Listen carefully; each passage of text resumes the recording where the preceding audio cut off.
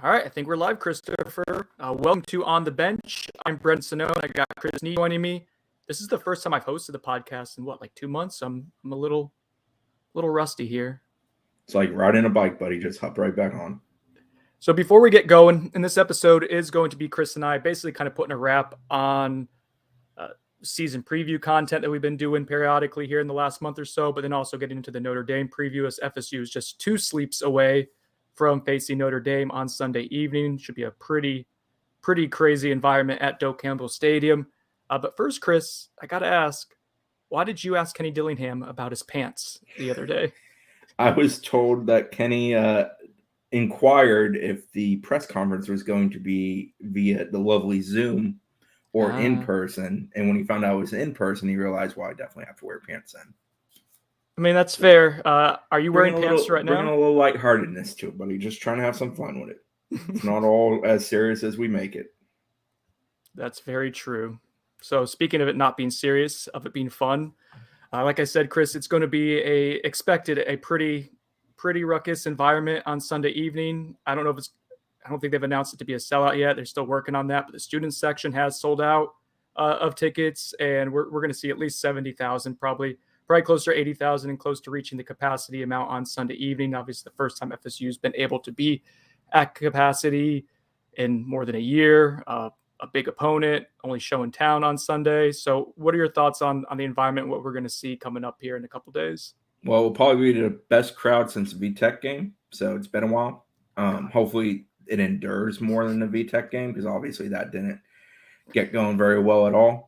I'm looking forward to it. I mean, football's so much better with people in the stands. It's an enjoyable experience. At the end of the day, football games, especially at a university, are like a family reunion to some degree. You're getting with friends, you're getting with people you haven't seen in a while, you're getting with people from out of town, you're having a little fun. Hopefully your team wins, and man, then you're going to have a hell of a lot of fun. But, I'm just looking forward to it. I love the game of football. I enjoy it. It's one of those things I did as a kid growing up. I used to go with my older brother when he was here as a student. Obviously, I did it as a student, both as a person covering games and a person just attending the university. And then, I've had the luxury as an adult to at times go just with the family when I was doing the state of Florida recruiting stuff, and obviously working a ton of games over the last 2 decades. So I love it. It's an awesome thing to do. It's a fun Saturday afternoon. Win or lose, it's still enjoyable to see people that you call friends and to just hang out with people. And there's memories made in there. There's things. I mean, we talked about, openers a couple shows ago, and I harkened back to the Louisiana Tech game in the late 90s. Favorite game in Doak, 96 UF comes to mind. So, you're talking about things from 25 years ago, for example. And obviously there's been a heck of a lot of good memories in between 25 years ago and now for me. Richie Barnes, host of Double Fries No Slaw, just chimed in on Periscope, where I'm having this go live as well, just to see how that goes. He said it's going to be amazing when Swag Surfing comes on just before kickoff. Don't do that, Stuart. Don't do it to us. No. Don't put that evil on us, Richie. Don't do it. Remember the now, time if they're Chris... winning, open the second half with it. Why not? Hey, have a little fun. No, just I don't think you want that anywhere around the environment on Sunday evening. At least not the first game of the season. Maybe ease into Swag Surfing a little bit. It's amazing the things that permanently dampen like that just carry with us, endure. It is. It's a Pavlovian dog kind of effect. And I got abused on Twitter that one time that I didn't know that was the actual, there was a song, I didn't get that the song associated and then the swags, whatever. We need to go through history here. We can stay. It's the first song on your playlist now. I mean, we are allowed to use, we do have the rights to use it anytime we want on the bench. We've been given permission. So that's cool. Also on Sunday, get into that a little bit, Chris. Josh and Zach had a really good recruiting preview podcast. I think 2 days ago. I would implore everyone to go check that out. It's in depth, it's thorough, it's informative, give you a good idea of what is going to be on the docket this weekend. It's a huge recruiting weekend for FSU. But real quick, Chris, to add in that there's going to be a lot of recruiting, and then there's also going to be commemoration of Bobby Bowden. That's just going to add to the importance of this game, the environment, and just the overall atmosphere, I'd imagine, right? Yeah, under the lights, flyover, packed house, only show in town, only thing in college football on Sunday. I mean, it doesn't get much better. I think atmosphere-wise, it has potential of being like that Oklahoma game about 10 years ago, where that place was jumping. It was electric. I mean, the Notre Dame game in what was it, 14? in Doak with Yes. Notre Dame. That was a heck of an atmosphere. Those are some of the ones I think of more recently where I hope Sunday can be like that. Okay, But for that to happen, FSU has to compete.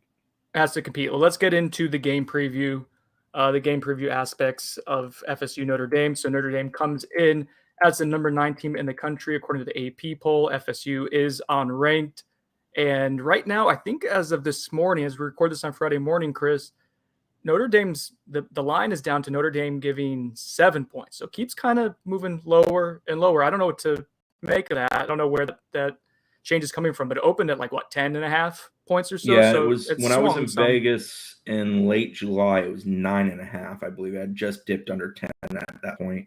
So yeah, it's been a slow climb down. I don't know if someone knows something that we don't know or whatnot, but yeah, it's a touchdown favorite for Notre Dame right now. Let's start off with FSU's offense versus Notre Dame's defense. So some stats here, and then I'm going to get Chris to go into personnel. But Notre Dame is coming off a season in which they were 56 nationally in yards allowed per game with 5.56. They do lose a couple of key defenders in the front seven. Jeremiah Owusu-Koramoah, I think he was number 6 last year. He was the hybrid safety linebacker. He went in the second round to the Cleveland Browns of this past year's NFL draft. Talent level probably beyond a second round pick that the NFL just didn't know whether to use him as a hybrid safety or a linebacker. And he's going to be a very good pro in my opinion because he just flies around and hits people, and that plays in the NFL. You'll succeed for a long time to be athletic and to be able to hit and strike. They also lose their sack leader. I'm going to butcher his name. Edet Konubo Ogundeji. I think I got that okay. It wasn't smooth, but we got there. So they lose a fair amount, but Chris, maybe in the personnel who's coming back, they do bring a lot back in that front seven still. And then also maybe you want to start off with this dude here because I know you love him, Kyle Hamilton at safety. Well, they lost, I think it was 9 total to the NFL draft last year, and that's on both offense and defense. And it was fairly split among the two groups. Defensively, yeah, it starts with Kyle Hamilton. He's one of the best safeties in the country. He's a guy who's capable of taking away a decent portion of the field. Very good in run support, very good against the pass. He's a well-balanced safety. He's a guy who's super effective. He completely runs that back end. The other name at safety is Houston Griffith, familiar to FSU recruiting fans. He's a guy FSU, pursued very heavily and was ultra involved with. He's now a graduate senior for them to make you feel old. So that's kind of their safeties. Those guys kind of help control it in the back end. I think their corners are, I don't want to use the word necessarily vulnerable, but I think that's a place where you may try to attack, especially if they're going to be willing to give you one-on-ones. And Kenny Dillingham referenced on Tuesday in this week's Monday press conference that FSU has to win one-on-ones. That's an overriding theme from last year to this year, something they didn't do effectively. Their starting corners will be Clarence Lewis, Cam Hart are the expectations for those two. Talented guys. I mean, Notre Dame doesn't recruit bad football players, but I do think when I look at the defense of the 11, if I had to pick a segment, a group that I feel like is somebody you can go after, it's those two. But obviously having a guy like Hamilton in the back end can help make up for one of those guys if they're struggling on a day.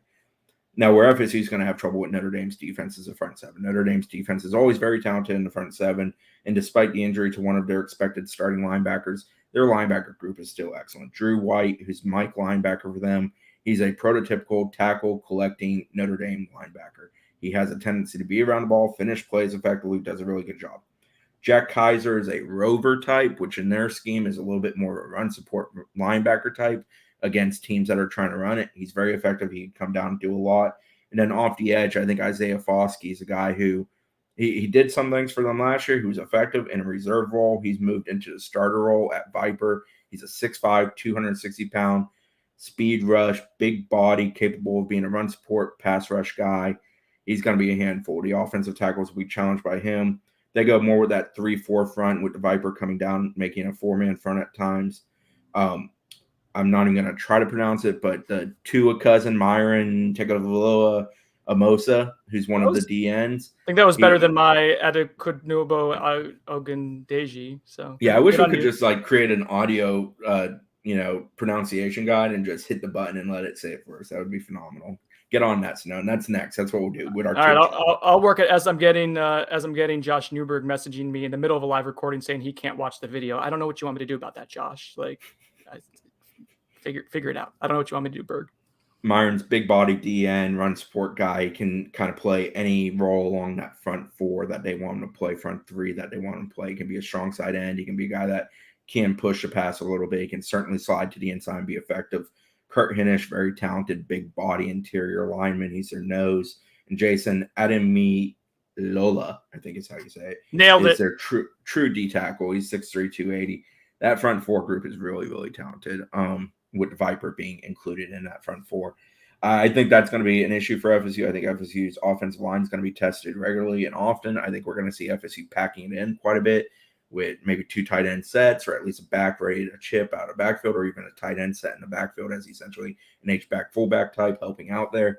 I think that's something they're going to have to really deal with. I don't want to rush too far ahead because we're going to talk about things that we think it's kind of a key to the game. But I think the fact that Notre Dame's front seven should be super effective to FSU. I think the way you counter that isn't necessarily max protection or trying to block it up. It may be using their aggressiveness and their success against them. Mm-hmm. And we'll get into that later. Well, this will be kind of a good transition into it because their defensive coordinator is Marcus Freeman. He replaced Clark Lee, who went to Vanderbilt to be the head coach there, took Barton Simmons with him. Marcus Freeman had a very successful run at Cincinnati from, I think it was 2017 to this past year.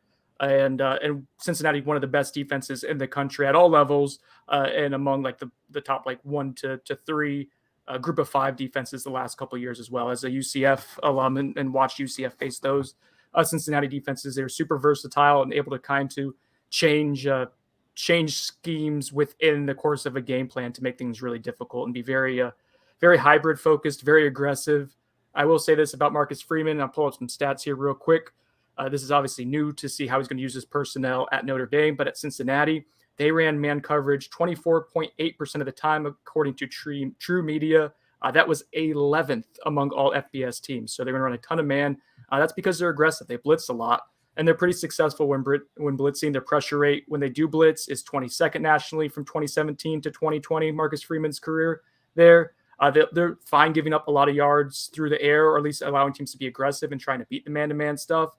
Average air yards allowed in Marcus Freeman's tenure, 10.65, 116th nationally, but they defended those passes well. So you're able to create pressure and create basically 50-50 balls in the air. Their DBs are pretty good. They won a lot of the time. Their third down defense, 35.8% conversion rate allowed. That's 25th nationally. So basically, it's a very aggressive defense. They're going to blitz a lot. They're going to be multiple with what they do and attack a lot with their linebackers and kind of change between 3 and 4 man fronts, which a lot of teams do nowadays.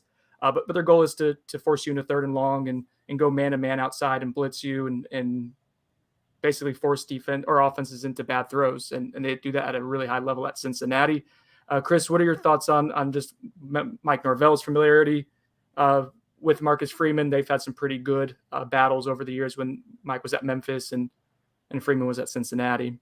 Well, I think he understands that one-on-ones is probably the key to this all. Yeah, win your one-on-ones. They've hit on that point for a month now straight, and it's one of those things coming off last season they set out to resolve. That's why they went and got Andrew Parchment, why they recruited Malik McLean. Those are guys they hope can win one-on-ones, and then a guy like Kentron or a guy like Darian is another guy who they hope potentially can win one-on-ones. They have to do it. Notre Dame. Darian Williamson Hive. Yeah, that's true. You're president. I forgot. Mm-hmm. They're going to give you the opportunities. You got to capitalize. You're only going to get a handful of them. Maybe a half dozen in a game. You better hit on more than 3 of them. That's the thing. They're going to give you those opportunities. And I think FSU is going to set up shot plays. I don't think FSU is going to live a whole lot in the intermediate. I think there's going to be a lot of quick screen work, a lot of running it in different versions and styles, option, straight up with the back, some shovel type stuff that's, pass run sort of stuff. They're going to try to keep them off balance. I think they're going to be aggressive with trying to get in the spaces, especially to the edges, trying to get just outside those linebackers, sealing off edges. And, Jordan Travis, who at this point I expect to start, and I think will be the primary quarterback of the game. Spoiler alert. I was going to ask you that later on. Thanks. No, sorry. But I think he is going to be a key component of attacking them with the run. But I think via the run, they're going to try to open up some quick passing stuff, some essentially pass option stuff, where they get him to the edge and maybe make a quick pass outside, depending on how the corner or the safety reads the play. I think that's where FSU is going to try to find their bread and butter offensively. I don't think FSU walks in this game and tries to play straight up offensive football, fundamental basic line up and try to run after him and throw it wide. I don't think you see a lot of that. I think they they set can. up plays like that. No, I don't think they can either.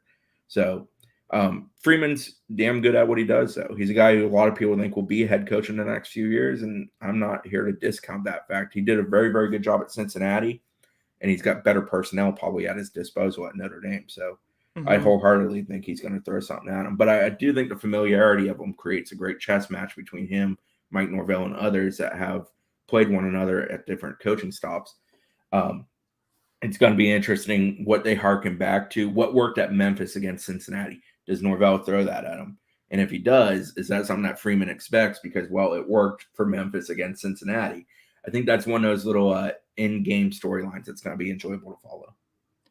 One thing I'll say about the context of Cincinnati versus Memphis back in 2019, going watching, those two teams played twice back-to-back weeks.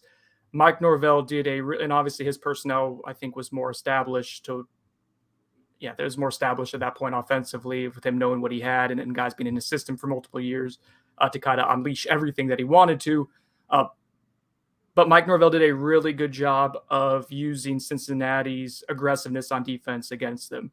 That's something that you've alluded to, Chris. You think that's how you have to beat Notre Dame this weekend if you're FSU? I agree totally. Seeing what Mike Norvell did with a lot of screens, a lot of counters, things to basically, if someone's going to be aggressive, you got to try to catch them getting out of their lane or being out of position. A lot of quick throws too to the perimeter, maybe some crossing stuff, and basically you're just trying to beat those man-to-man concepts and hope you get numbers, and then, like you said, win those one-on-one. So that's going to be a big part of the game plan, I would imagine, coming up here on Sunday. Go ahead. Good example to expound on that is you keep a back end or you keep a tight end in, and they essentially chip block a guy coming off the edge. But when they release, they got to get going. They got to get vertical, got to get downfield, got to get in space, wheel route, whatever the system's going to be. The quarterback either has to evade said guy released or get rid of it as he's going to get hit and take the hit and hope that play's effective. That's how they're going to hit plays. It's essentially, what are we willing to sacrifice to try to effectively have a play here? It's not this guy's going to work to a space, sit down, and we're going to hit him. I don't think it's that. I think it's very much we release that guy. That guy's got a great chance of getting a sack or a tackle for loss or creating havoc in the backfield. Now we got to make that guy either miss or get rid of it before he gets there and hope the play pulls off. I think that's what we're going to see a lot of is it's almost like timing over and over and over. And some of that, because of Jordan Travis's escapability, is also Travis just playing backyard football and making something happen. Yeah, you tailor your offense to your strengths, and I think Jordan Travis's mobility, improved passing ability as well. Those appear to be strengths and things you can rely on to at least a certain extent right now for Florida State as you go into this game as an underdog.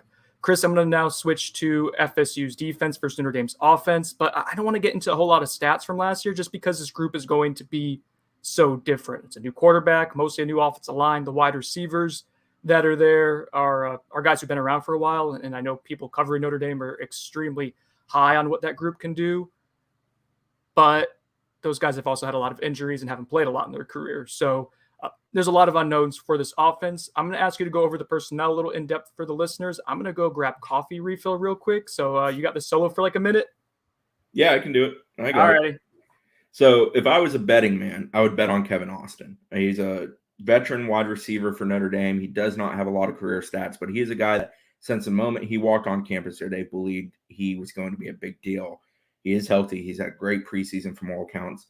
He's 6'2", 215, athletic outside receiver. They desperately need a receiver to step up. Avery Davis, 5'11", 202, is a veteran wide receiver. He's kind of a dependable guy. He was effective last year, but I don't think he goes from being the guy who was effective last year to being that number one type.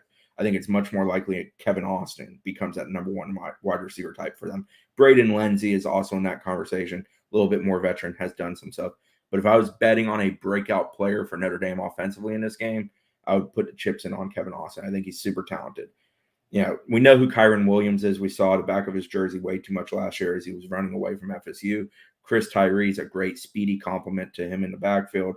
Sibo Floodmuster, I'm probably butchering that name. I apologize. That sounds right.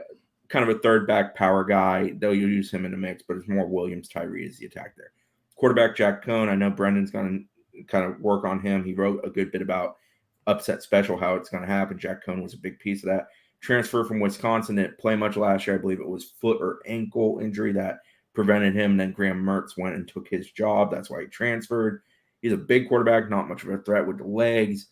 A lot of dink and dunk at Wisconsin. The heat map for the vertical and going deep, not much there, and definitely not to the middle of the field. It'll be interesting. Notre Dame system, different personnel. If that changes, was that a matter of Wisconsin's system holding Jack back, or was that Jack's capability in Wisconsin system? That's a big question mark there. Michael Mayer, the tight end for Notre Dame, best player on their entire offense, future NFL pro, one of the best tight ends in college football. He's going to be a pain in the, for the FSU linebackers. That's a major concern for me with how he matches up to them, how he kind of takes control of the middle of the field, in part opening up running lanes and in part opening up one-on-ones on the outside for wide receivers to win. And then the O-line, a lot of new faces. Blake Fisher, starting freshman left tackle. I believe that is the first starting freshman left tackle in Notre Dame history. They've had other starting freshman tackles, but I don't think on the left side.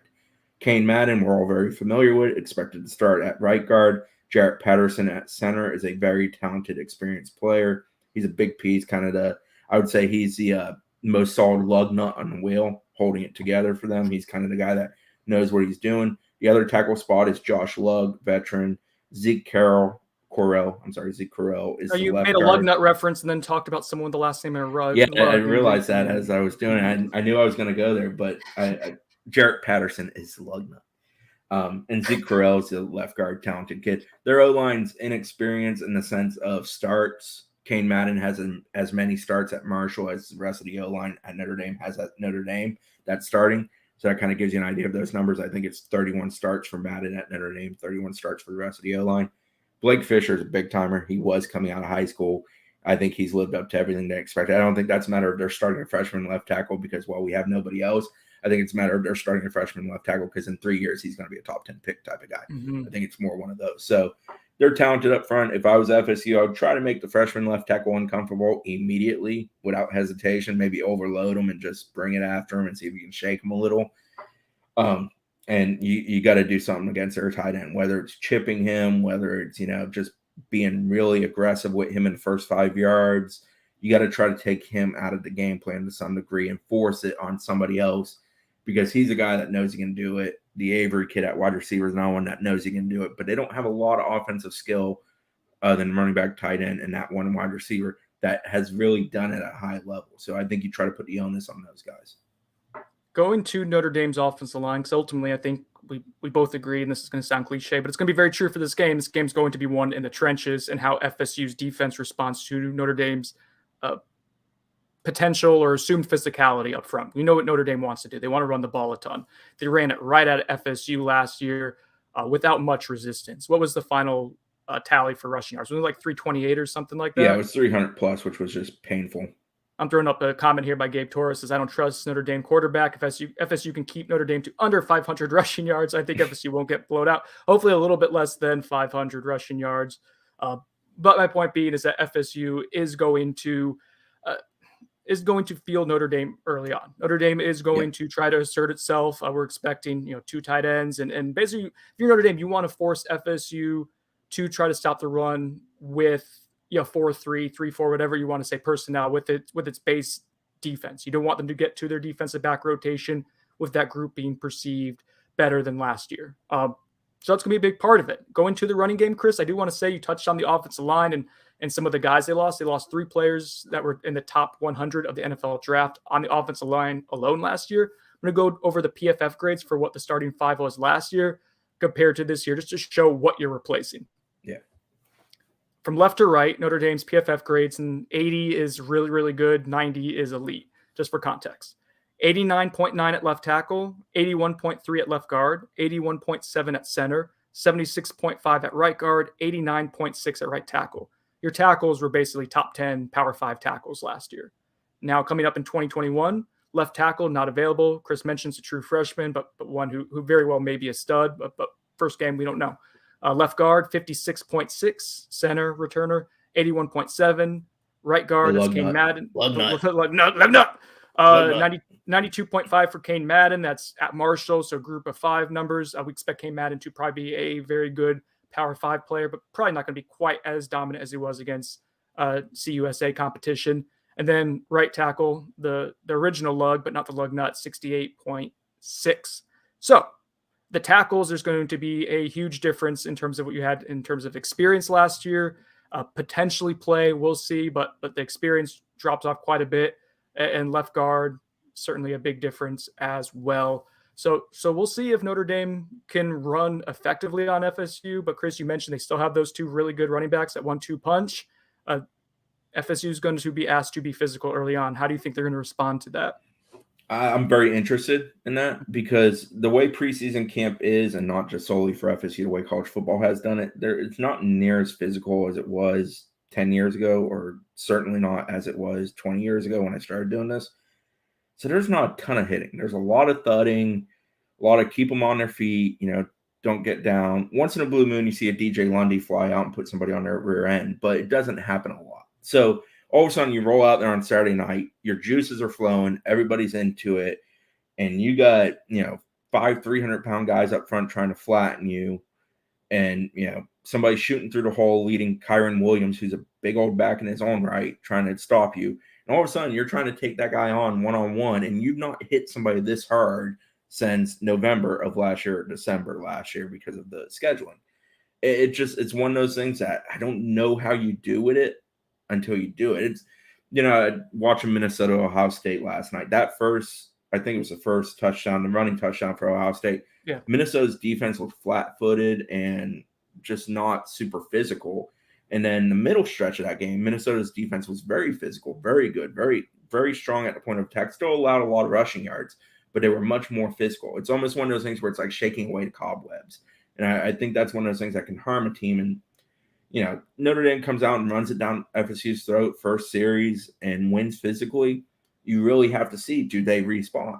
Response is such a big storyline with FSU, and it has been now for several years. Mike Norvell loves yelling that out in the middle of practice. Yeah, and he references it regularly. I mean, he talked yesterday in his last time talking to us before the game about there's going to be moments that don't go well in this game. It's about how we respond to that. That's one of those things I want to see. I am concerned about physicality in every facet of the game, and it's probably true for both sides of the ball. I just know Notre Dame is established as a physical bunch. Mm-hmm. It's sort of the DNA of the program under Brian Kelly. It's a standard that is there. Mike Norvell is trying to establish that standard here. Certainly last year's team was not physical enough far often enough. So it's one of those things you got to see. So that's one of those first quarter, I think we're going to have a pretty good idea of, is FSU ready to buck up and be physical. And I'm not talking like, masculinity of, I hit a guy, let me flex over. I'm talking play in, play out, gang tackling, hitting the guy, driving them back, finishing tackles, putting your nose in there on consecutive plays. Are they doing that? That's going to be the key to FSU kind of making Notre Dame earn it. Notre Dame's offense is going to have to earn everything they get for FSU to have a chance of pulling off the upset. If it's coming easy to Notre Dame, especially in the running game, it's game over because it's going to open up a passing game. It would be much better if FSU forces Notre Dame into a situation where the game has to be on Jack Cohen's shoulders. I'd feel a lot better about FSU's chances there of maybe making something happen. Let's talk about Jack Cohen real quick. I did do something on Knowles 24/7 to kind of show some of the metrics that he has as a passer. I won't get too bogged down into the numbers right now. You can check it out on Knowles 24/7. Chris alluded to this. Like, we have radar charts and we have some passing bins, and the radar chart will show the frequency of throws, like how often he goes to certain areas of the field, and it'll be a deeper shade of yellow or whatever the color is for like a high propensity to throw in this area.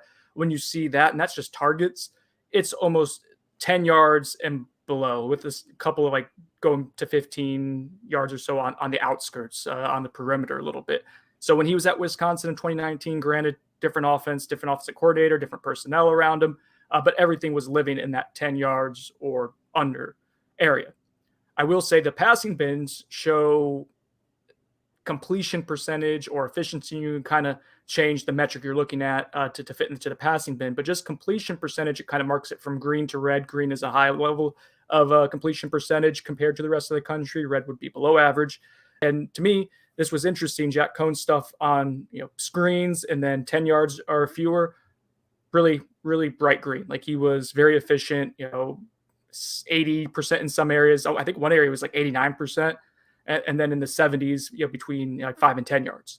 So very efficient, very accurate within a short area of the field. And when you watch him play, you see that shows up at Wisconsin, that he makes quick decisions, he protects the football, and he's accurate, gets the ball out pretty quickly. But when you ask him to push the ball downfield a little bit, it gets dicier. The completion percentage beyond 10 yards drops to about 60%. A lot of red with all of his deeper throws that you see. And again, you watch that on film. Yeah, he can throw the ball and get it to a guy in one-on-one, but he's not someone who's going to drop it in a bucket and be super precise consistently if you get him to throw the ball downfield. So to me, and this is where I'm going to get into some of the game plan stuff, Chris, I think it's essential. You always want to win first down. Kenny Dillingham talked about the importance of winning first down at the beginning of the series, no matter what. And that's on the FSU's offensive side of the ball. Conversely, other side defense, you want to win early downs. FSU was really bad at getting off the field on third down, even when they had teams in third and long this year, or this past year. But this is where you want to live. This is what you want to do this weekend against Notre Dame, is to get Jack Cohen in 3rd and 7, 3rd and 6, 3rd and 8, and force him to beat you outside, because we think the strengths perceived of this defense right now are going to be Jermaine Johnson, Kier Thomas, and whoever else you have rushing the quarterback, and potentially the cornerbacks and Travis Jay, Jarvis Brownlee, maybe Miko Dotson or Kevin Knowles or someone else in that regard.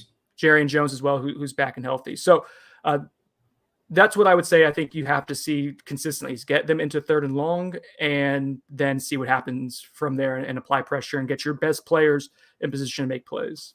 We saw 8 million times over the last month during situational football, and FSU did a lot of situational football in the preseason. Cash downs. Money down. If you listen to this later, they call it money down, cash downs. Yeah, so it's a huge point of focus. But you got to get them there first. And as an offense, FSU wants to avoid getting there.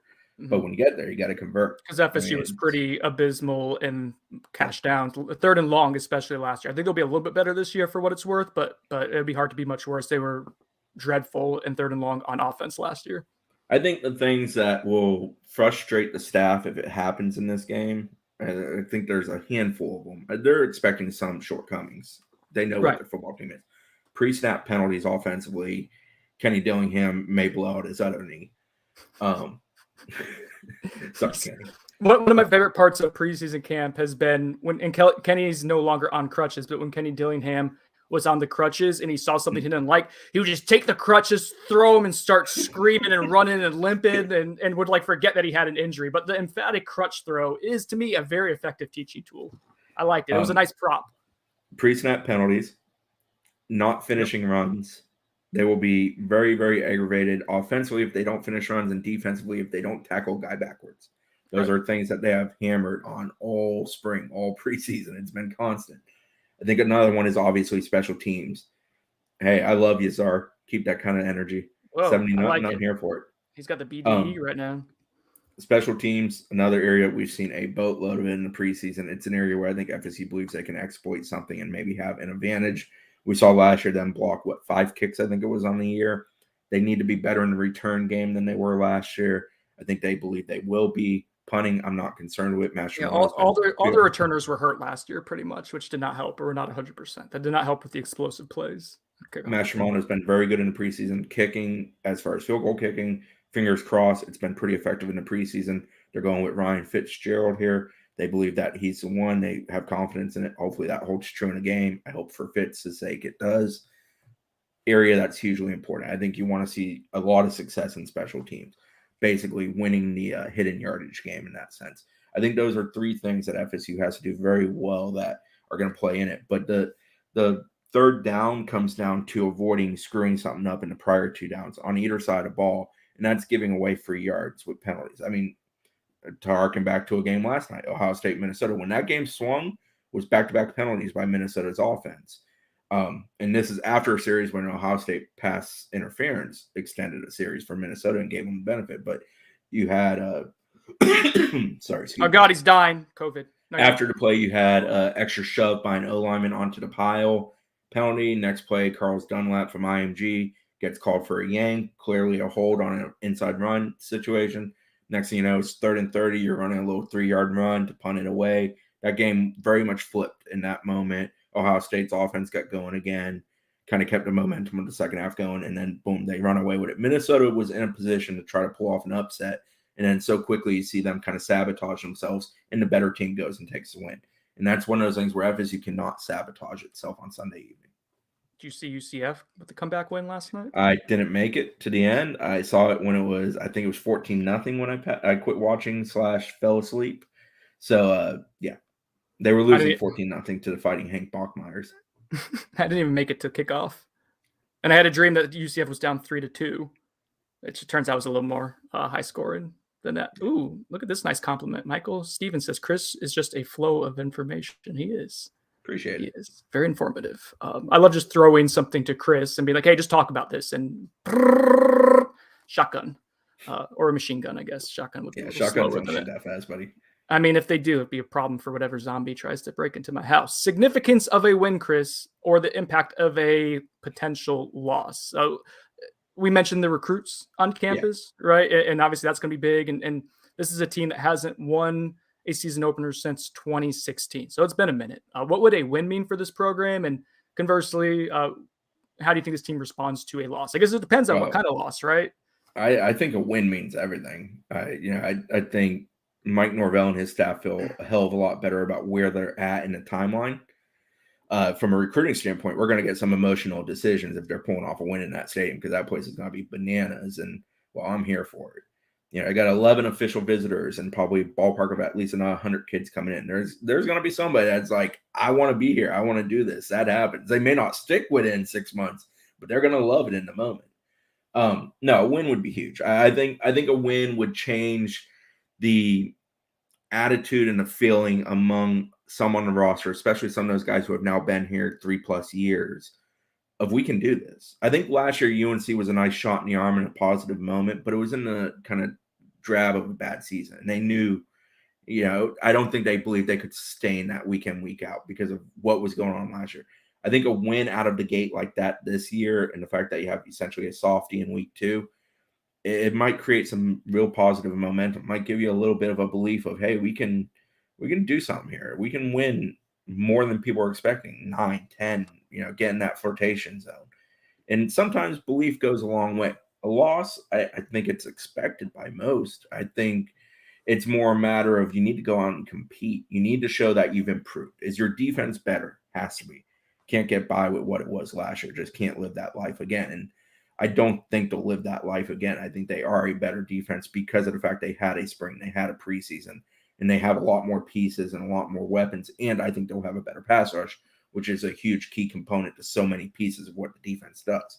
Yeah. So I feel good about that. But you got to lose in a manner where you competed. I think it would be awesome if it's a competitive game going in the fourth quarter for FSU. I think that's a major win. Obviously, I think it will create some disappointment if they were to lose in a competitive game like that. But I think it creates some resolve and some, we weren't that far off. If we did a few things differently, we would be better. Doors get blown off, you get your butt kicked. It's pretty concerning. It's one of those things where I still worry about the mental conditioning of some components of this team. And given we're dealing with, what is it, 59% essentially new faces? Is that what the percentage of that? For the two deep, for the starting lineup, it's like 58%, I think, right on the dot there. Yeah. So those guys necessarily don't live that life, but on a team where you need every piece of depth you can have because you don't have enough at this point in time, you got to have some of those pieces still buy in. And I just think if you get your doors blown off, there's some guys that are going to be kind of like, same stuff, different season. And you just don't want that. So I obviously don't want to see a blowout. I don't think they get blown out. I did, not to rush too far ahead. Don't spoil it. Don't spoil it. I picked them to lose by double digits, but only 10. I think you can be competitive and still lose by 10 personally.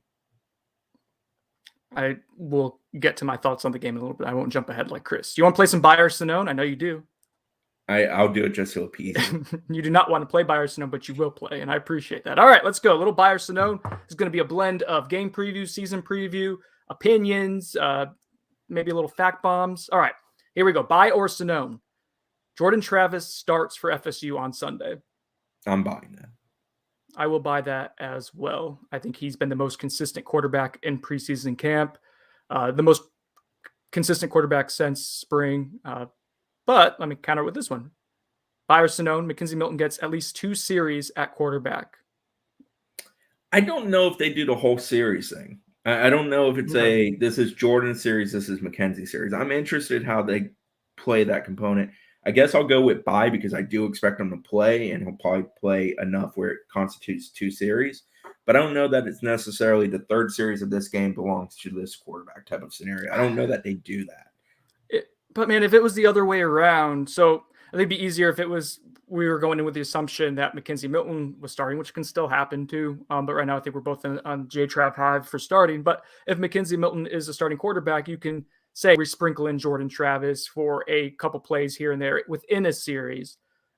I don't know if you can do that with Mackenzie Milton. Like, does taking Jordan Travis out of the series and then putting Mackenzie Milton in change a whole lot? Like, are you going from a change up to a fastball or curveball, vice versa? Like, I don't know if I think to some degree you might do it depending on what happened the prior series offensively. Do you want to have a little bit more time to talk to this quarterback that you have taken out to put in the other quarterback? Do you want to have more time to talk, give him a second to collect himself? I think there's some of that too. I don't think FSU is stuck in the belief that they have to play only one quarterback, that they have to be a one quarterback team. You know, some teams want to evoke confidence in a singular guy, so they're going to stick through with him thick and thin, all the stuff. And if they pull him, they're pulling him. Like, he's not going back. I don't view FSU as playing that kind of tennis match with their quarterbacks. I think it's more both of these guys can help us win. We're going to use both. The reason I believe that Jordan is your quarterback is, one, most reps, giving him most rhythm and timing of anybody in the preseason. I think that's essential and very, very important, especially in a game where I do think timing is going to be such a key component of attacking aggressive, talented defense. But I think Milton can go in there at times if you want to give Travis a series just to collect himself or catch a breather, or if you just want to change it up a little bit or give Notre Dame a different look, get them uncomfortable to some degree because, well, they're teeing off, they're doing well against this when Travis is in, but the offense may look a tad bit different with Milton. I think it's more about kind of altering the rhythm of how the game is flowing more so than maybe feeling like you're latching your wagon to a certain quarterback horse. I don't think it's one of those where they're playing favorites. I think it's more trying to keep Notre Dame off balance. All right, bye or Sonnone, Mackenzie Milton starts at least 5 games for FSU this season. It's a good one. It's a stumper. For now, I'll go Sonnone. Okay. I don't know. I think I'll go Sonnone as well, but I think it'll be close. I think we'll see both start throughout the course of the year. Kesna Lawrence asks, bye or Sonnone, FSU gets at least 1 interception off of Notre Dame. I'm going to buy that. I think this defense has been super aggressive and has been pretty good at catching the football this preseason. Well, he went 1+, so I feel like he's saying over 1. I'll go with push. I think they get at least 1, okay, but I'm not convinced they get multiple. Gotcha. I think Notre Dame's going to be run first and very careful with the ball. That is a Jack Cohen special. I think the defense has been really good in that aspect this preseason, and I could just feel it. I could feel it all the way down to my plums, Chris. Who's getting it? Travis J. I'll go with Travis J. I'll go Kevin Knowles. Oh, he has... Him and Shaheem Brown tend to have a nose for the ball. I don't think Brown gets enough reps to improve that possibility. I think Knowles may as a nickel corner. Yeah, I feel really solid about the future of the DB room with those two. They've been really nice this preseason. Hunter Washington has his moments, probably a year or two away. And I love that kid. He drives people nuts on the field. He does. Defense's version of Jackson West. Chippy. Yeah, you got 2 chippy guys. Maybe those 2 chippy players get into it every now and then at practice. But you know what? Pretty fun. I'm here more for it. More of that is needed in this program right now. Buyer Sonnone, Andrew Partman leads FSU in receiving yards this season. Season? I'll buy that. I think he has at least a couple really big games to help fluff the numbers a little bit. I'm interested to see how consistent he can be. I'll buy that too. I think like you said, he'll have some games where he's kind of disappears a little bit and some games where he puts up, 100, 150 receiving yards and goes off a little bit. Rob Alvarez asks, will Jermaine Johnson get a sack on the freshman offensive tackle? I'll buy that too. Buyer Sonnone. Let's see. Oh, and by the way, people listening or watching, you can go ahead and subscribe to us on YouTube and watch live videos, get notifications when we go live, whether it's a Q&A podcast, a live podcast recording like this. Sometimes Josh and I will just kind of fire up the YouTube and go and answer questions, and maybe I'll have an adult beverage when I do so. So yeah, go ahead, subscribe. The kids say smash the like button. I don't think it matters how hard you smash, or you could just like lightly like tap the like and subscribe buttons. That's fine too. It all works. On that last question, I always think back to Rodney Hudson when he got thrown out there for the first time. He Mm-hmm. just froze up completely. And he was very good the rest of the game. I believe it was at Clemson, if I recall correctly. But like first drive, he straight up froze on the field. And Rodney Hudson's arguably the best center in the NFL, going on a decade of the NFL. Yeah. So like he's super good. But the first moment for a guy, it's still a moment. You know, who was it? Robert Cooper the other day who said, you know, my first time out there, I just forgot what the play was. His first play, it was the Virginia Tech game. His first play was a missed assignment because he just got up there and froze. So Blake Fisher's thinking he's supposed to go forward instead of pass pro, and Jermaine Johnson just goes flying by him, and there you go. You got your sack. So I feel like that's one of those things that can easily happen. We'll see how it manifests itself on Sunday, but Jermaine Johnson is talking the talk right now. We'll see if he walks the walk. He is in desperate need of hitting somebody. He has been insanely frustrated by having to let up on trying to hit quarterbacks in the preseason. He does not seem like someone who's going to shrink in the moment based on how he's carrying himself right now. We'll see on Sunday, but there's reason to be a little excited about what he's going to do. All right, just a couple more left here. We're about to wrap up. Buyer Sonnone, the entire running back room is out due to COVID this week. I'll Reddit. Sonnone in the Reddit rumors. A majority of the depth chart at that position practice the last 2 days we were at practice. I don't want to say days or numbers. I don't get ourselves in trouble here. I expect the running back room to be pretty intact and healthy. And we'll just put it that way. Buy or Sonnone, what is FSU's season record? I know it's not a buy or Sonnone answer, but play the game. I'm living that 6-6 life. All right, I am too. I would say this, Chris, back in like maybe the first like 7 or 10 days of camp, I was thinking 4 to 5 wins. I think after the Tuesday where the 2 reserve quarterbacks were dreadful, the 8 turnover day, and the centers were bad, and it was in that range. It was in that range. Now I think 6-6 is probably reasonable still right now. Maurice Smith is fine snapping it. He has a moment here and there like most centers do, but in general, Maurice is a cool, confident center. Mm-hmm. But man, after that, it's a big concern. Drops off. Bavion Johnson's okay. He's not as disastrous like a couple of years ago, but there may be 1 or 2 moments if he has to snap the ball out that it could get a little dicey. And then after that, man, it gets really problematic. So just something to monitor and to watch. So hopefully that does not come to fruition for Florida State. All right, last buyer Sonnone I got for you here. Buyer Sonnone, FSU is more likely to beat Notre Dame than it is to lose by 2 scores. I'd agree with that. Well, I picked them to lose by 10, so technically that's 2 scores. 2 scores means but I thought they were going more with 14. I think it's more likely FSU wins and loses by 14 or more. All right, Chris, let's get to season prediction. Game prediction, and then we'll get out of here.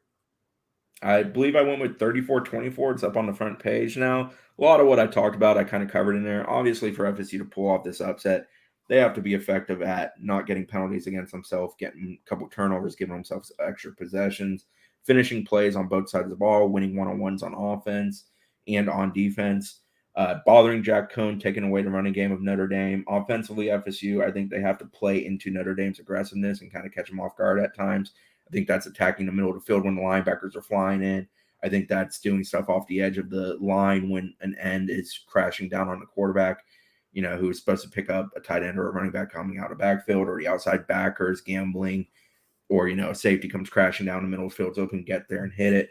It's going to be a matter of FSU putting together drives in the sense of draining some clock, keeping the clock balanced, but they got to hit shot plays. If they hit 4 or 5 shot plays, they'll have a shot of pulling this off, but they're going to have to hit at a pretty high rate. I don't think they take those a ton. I think they set them up a lot. When they come along, they have to hit them. But at the end of the day, I think Notre Dame's a better team, better depth, better kind of idea of who and what they are established.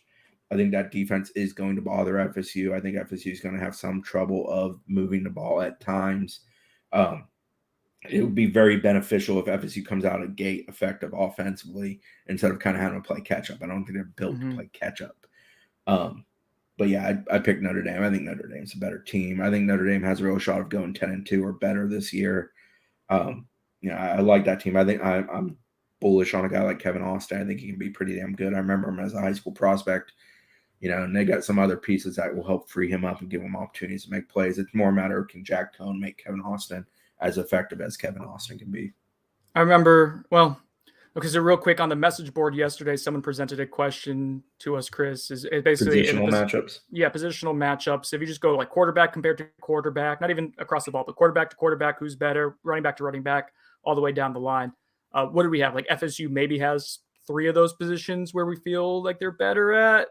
Yeah, like quarterback. I'm no lover of Jack Cohen. I think Travis's athleticism, escapability is interesting.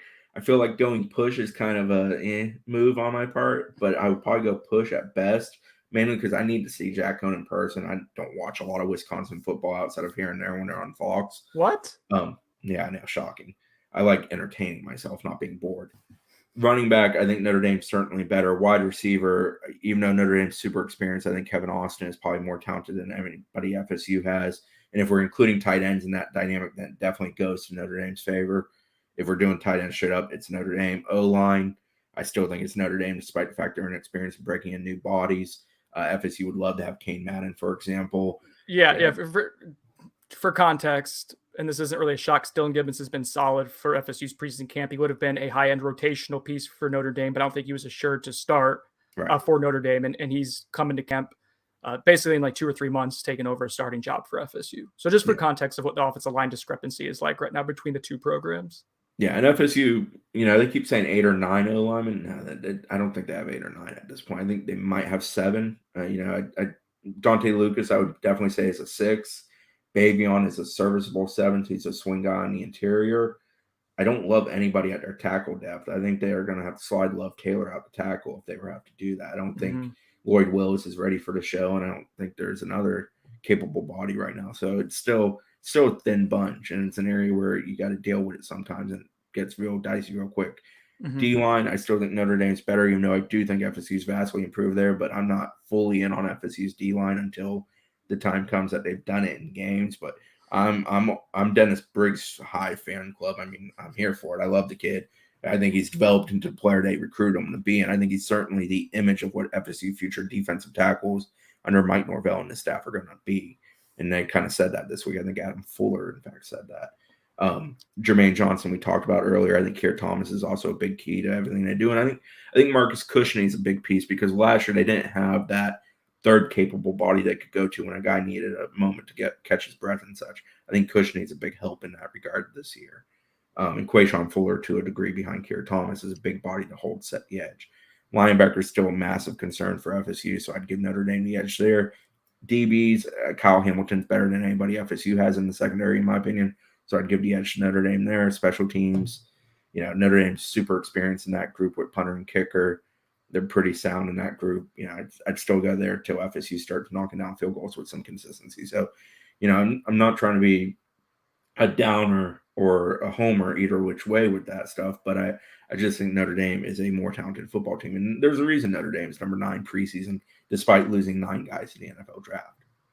Yeah, and again, this is all on paper, the exercises that we're doing. We'll see what happens, obviously, on Sunday. I know it's a boring answer to say we'll see, but it's the first game of the season. Last year was so weird in terms of being able to judge what this FSU team can be. They've overhauled almost half the starting lineup in the last year and a half.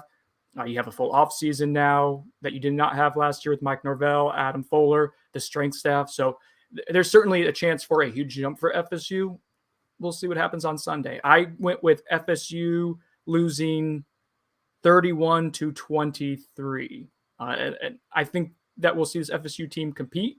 I think we'll see it go well into the second half. Notre Dame's experience across the board on defense and the way they're going to attack FSU, their strengths and their matchups on offense to FSU's weaknesses. I just don't think it portends to FSU being able to pull off the upset. But again, we'll see on Sunday.